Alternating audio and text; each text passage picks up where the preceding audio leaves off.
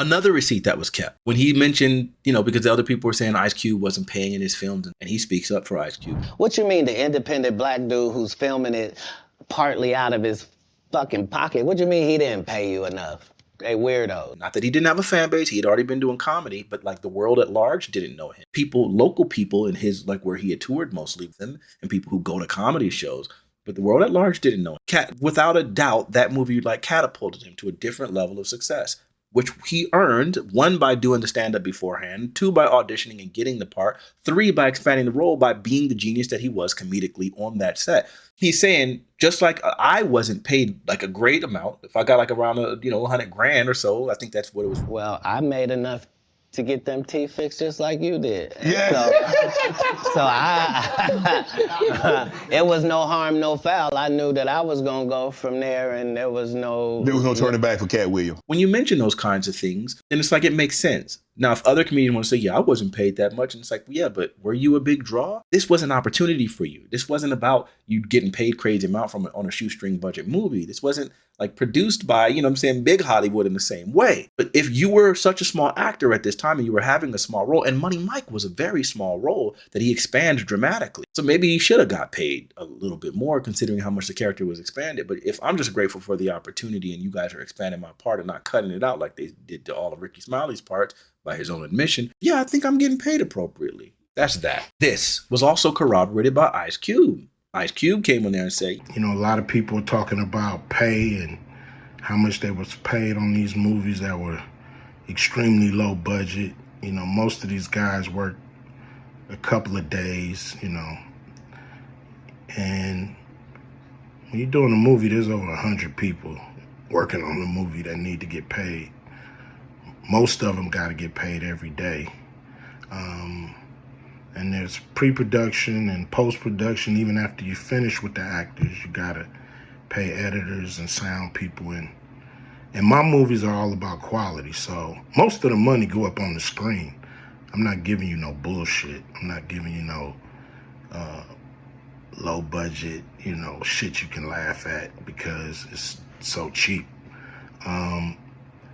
So, we try to put all the money on the screen. And so any actor that's mad at what they got paid, just look at what you was doing. Look at where your career was at the time. Take a look at where it is now. Then when they start talking about the next Friday, and he's like, yeah, man, Cube already asked me to write it. I was supposed to have been writing it. This is what these guys are mad about. They mentioned different people coming on. This is where he says another thing that I disagree with. The Chris Tucker that we got now is Epstein Island Chris Tucker. And I don't think that that's fair. Chris Tucker was asked about going to Epstein Island, and he says point blank, no, I never went to the island. We had a benefit that we were doing that was for charity, for children. It was in Africa, and we flew on that plane to go to Africa. And I think when people look at flight logs and then try to determine that somebody was doing something horrible to children, I just don't think that's so spurious, I don't even know where to go. Because you have to realize that when you're dealing with people in that elite circle, very frequently there's going to be mixing in things where it's like, okay, hey, we're doing this benefit, we're flying this way on so-and-so's private jet, and you're okay, we're all doing this together, and I'm in this circle. I'm not about to be like, well, I don't know this guy, and I'm not flying on his jet. I haven't done my research exactly on who this person is and what he offers, so I'm not. No, I'm on the elite circles, and it's just like, okay, yeah, this is your plane that we're doing to go do something for children in Africa. I'm on board. Now, if later on it's determined that this guy is some psycho that has an island with children that are being harmed, I don't know how you can. That's yeah. Look at his response yourself. Well, that was a humanitarian trip to Africa, and I met him on that trip because it was his plane. I didn't know who plane we was getting on, but it was a whole bunch of dignitary people. We was with a delegation.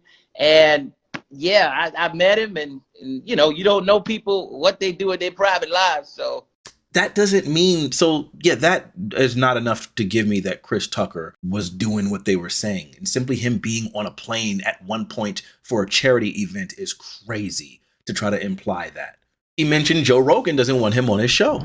That would be like me being on Joe Rogan. Joe don't want me on there. I need to be on Shannon. Joe got 6 comedians that never been funny. Joe Rogan has replied and said, yeah, I'd have him on my show. I'm 100% down. And of course he would, because at this point, Katt Williams has been the most successful person. Right? We see the draw that he was. I don't want Katt Williams to go in there. As it stands now, he's an insane draw. And he already said everything he needed to say. What is another platform going to do for you? I think it detracts from what you did for yet another person. He's a very generous man. He told Shannon Sharpe, this is a space that you've created. You created a space for honesty, and you've had these liars on there referring to the other comedians. And he told him, it's gonna be in a dimension it's never been. Yeah. So at this point, I want him to keep his interview on Shannon Sharpe. Don't take this to Joe Rogan. Joe Rogan is already incredibly successful. So then now he's talking again, addressing that thing from what Kevin Hart said.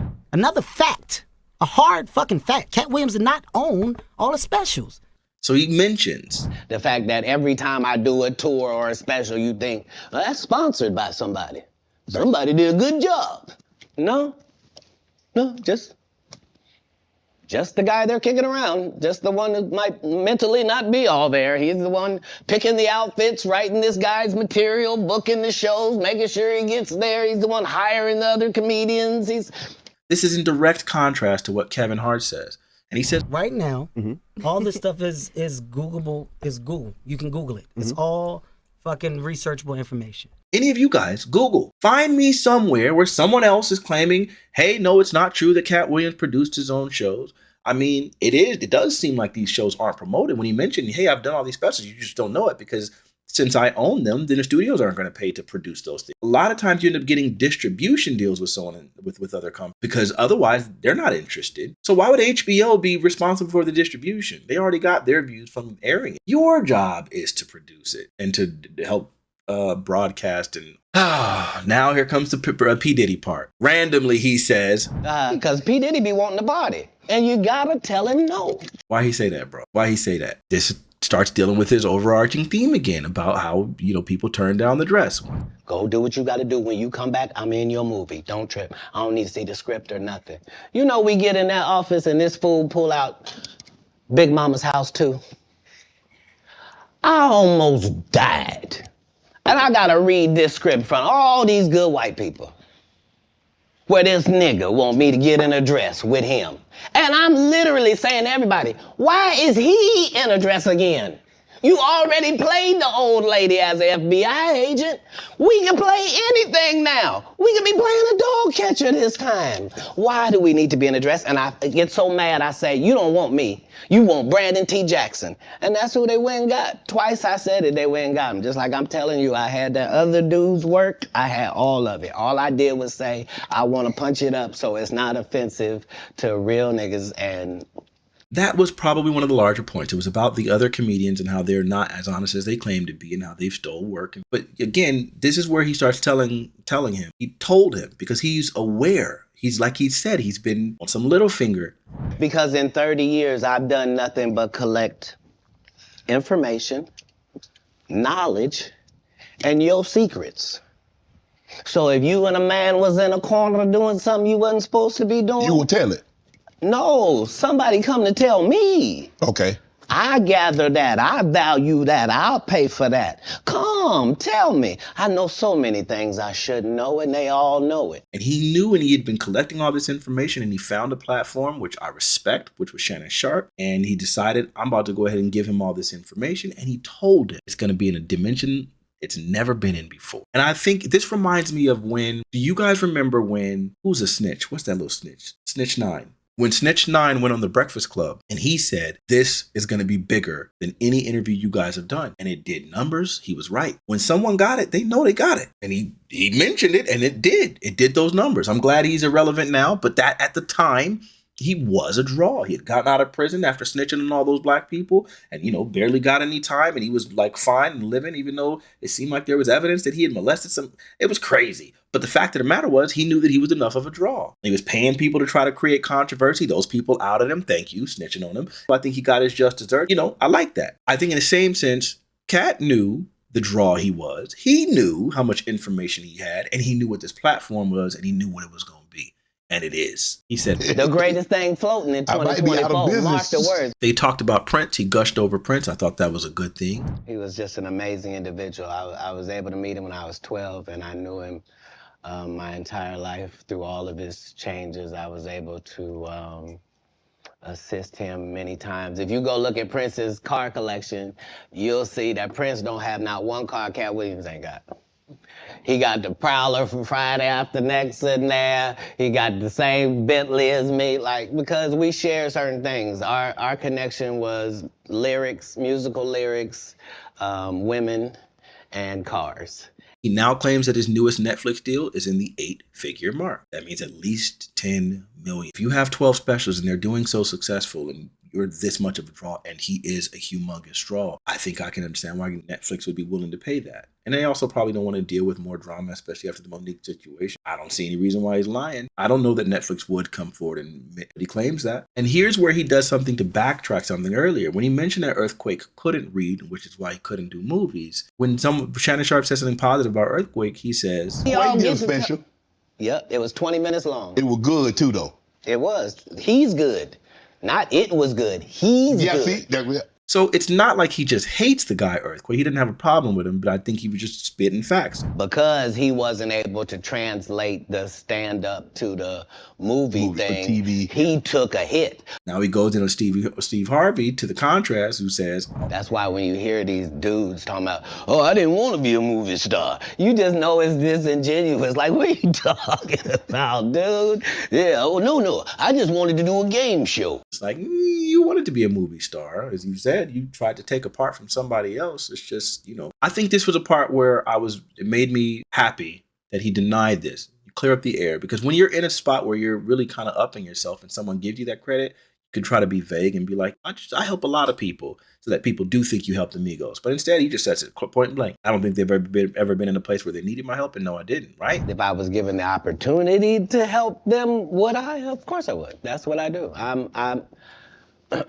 I'm a pro-black non-racist. Then Shannon Sharpe, just doing his homework, brings up comedians would say women would bring them money and not say where it came from. He goes in the very vague answer where he's just talking about how he employs women. I believe that other than 4 jobs, I believe that a woman is better at any of them jobs than any man could be. People say that they want to try to catch him in lies. A bevy of comedians have came forward expressing specifically that they were doing shows for Katt Williams and they were getting paid large amounts of money, much more than they were supposed to get, just because he was generous like that. Then Boosie came out with a video and he said, called me backstage, treated me like a king, man, and didn't give me nothing right then. I was getting in my car, pulling off. I was damn near pulling off, and he ran up with a rubber band and a towel. Huh, Boosie? And ran from the thing, ran back in the arena. Oh, didn't even see. He didn't give me a chance to say thank you. He didn't. I thought it was weed. I thought it was weed because it was wrapped up tight. And my boy handed it back to me. And it was all hundreds, man. 15,000, bro. With that many people coming forward, this reminds me of my situation with Arturo, where I ended up needing to clear his name, and then Justin Wong and DeKill Sage and Ryan Hart and all of these prolific figures from all of these different people within the fighting game community from these different scenes all start saying, I've worked with Arturo for X amount of time and he's always done right by him. And sometimes that's the vindication you need, especially when you have people who are attacking or besmirching your character. You need someone to be able to say, no, I've worked with them, especially when they're reputable people. And when you have all of these comedians come forward and make these statements, it starts sounding like, wait a minute, so you might actually be who they say you are. You might be the real deal. There's your receipt. And again, when I've done this for years and it's never been talked about until now, until there was a moment where it needed to be talked about and all the receipts are there, I don't know, man. So people were saying, well, where's the evidence that, he was homeless, or what are you talking about with all of these claims? And it's like, wait a minute. He convinced the New York Post. The New York Post posted articles talking about him being homeless and about him getting into college 12 years old and all of these things and having scholarships and all of this kind of information in his IQ and all. So if Katt Williams lied about that, he's the greatest liar of all time, because there were articles as old as 10 years ago that mentioned this from reputable news sources. So he must have told these stories in advance 10 years ago, left them there as plants so that he could go ahead and sit on it, become a controversial figure, then go into this interview and make these claims. So then people would start fact checking him. Then they'd have these reputable sources That's too much work, man. I can't give nobody that credit. And if he is lying and he did all that work, he is a genius, a pathological genius. Because who can put in that much work? One of my things that he was talking about, again, part of his main point was when he's talking about these comedians helping him, he mentions, Wouldn't it be nice if somebody just showed up and gave him a little blessing? And he didn't have to suck me off for it and thanks, Katt. And this, boy, I really needed it. again, that's part of that main overarching theme. Look, in the same way how I mentioned in the previous videos that the main themes were these things, I would say in this video, the main theme was, one, I'm a successful comedian, I'm rich, and I'm being able to do what I want to do. And I've done it without playing to the Hollywood machine. And he says, So when it gone full circle and I'm You're one in of a position. I'm one of the richest men that ever lived. And I don't mean, please don't look at my net worth. I saw my net worth. I had that on me. that is the overarching theme. It's about the idea that Hollywood tries to emasculate, steal from, do all of these things to make you play their game. He chose not to play that game. And as a result of that, he found the success that he had. Being a musician, I've been in circles and I've been in positions where people have tried to make me do things to completely violate my entire character. Those who know me personally know what I'm about, know what I've been asked to do. I still have audio evidence of those things where they're literally trying to make me violate things that I know in a million years I would never do, that go against the very character of who I am and everything I stand for. Very successful people. When I told those people no in those situations, I knew at that point, I'll never work with this person again. Tried to do it as passively as I possibly could. So I understand what it's like when people offer you the bag in exchange for you compromising on your character. Never asked me to do any gay stuff, but they were asking me to do evil stuff that I knew I wouldn't want to do. I think his thing was, it resonated with me when he said, I wanted to go ahead and make it as far as I could. When he said what he said about, My goal was to get this far in Hollywood and still have a virgin asshole. it kind of resonated. So when we hear these claims in Hollywood, again, this is conspiracy stuff. I don't know how much of it is true. The last thing that I'll talk about in this is one of my favorite parts. I'm just going to play it for you. I look at it, I got it. That's how Diddy be feeling. So overall, the whole point of this was to say that I do think Katt Williams does seem like he's a person of integrity and speaks mostly from a place of honesty. People were claiming when he was talking about running a 4.4, they said that wasn't true. Then a video came out of him running particularly fast. It shows a 4.47, but I don't know that that's actually what that was. Because one, we didn't see the entire video ourselves. Two, if he's running just the length of a basketball court, it's only 30 yards. Three, if this isn't official, then we don't know. But the fact of the matter is, he's demonstrating that he is still in particularly good shape. That was the point of doing that video. So almost everything that he's claimed so far has been validated. When he talks about his Netflix deal, Netflix will come out and say if it's not true. When he talks about all of these tours, I looked it up, and he has an insane amount of tours. When he talks about his specials, I can list them. Let a Play, Pimp Chronicles, Katt Williams' American Hustle, It's Pimpin', Pimpadelic, Kattpocalypse, Priceless Afterlife, Katt Williams' Great America. I think World War III is now coming out. It came out in 2022. So he does have a great, and I don't think that's the exhaustive list of all of his specials. That's most of them. So he does have a lot of those things. And it's really insane because everything that Kevin Hart was saying. Right now, all this stuff is Googleable, is Google. You can Google it. It's all fucking researchable information. We can't fact check because if I don't go through the same channels as everyone else, then you're not going to be able to trace that. Just the same way how we have Forbes list. Do you think Forbes list is exhaustive? Do you not know that there are so many people who are wealthy outside of the Forbes list? The top 1% of the 1%, some of those elites, some of those families, we don't have them on Forbes list. Remember when all that whole thing was outed about all those Hollywood celebrities who were hiding all their money overseas and all that stuff got outed and then we just kind of stopped talking about it? When you start looking at it, and then Katt Williams himself says, I'm under IRS investigation. I'm broke. So if I'm producing everything myself, I'm hiring all of those people. If I'm the one that's like getting paid my ticket sales and my venue sales and all these things are deals and contracts that like aren't going to the public, then yeah, I'm not part of the machine. Forbes isn't going to be checking for me. Do I think he is as successful as he claims to be? Maybe. I don't know. What we do know, he is a particularly beloved and successful comedian. We do know that he wasn't lying about some of these things as far as people stealing these jokes. That's been vindicated. We do know that Ricky Smiley wasn't originally offered the role of Money Mike. We do know that he has been putting money in the pockets of all of these people that were in need just to be generous. We do know that he does have the most stand-up specials of any person. So much of this stuff was vindicated. At the end of the day, I hope you guys see all these receipts. There will be more. Kevin Hart responded, and it was more or less just, fact check him.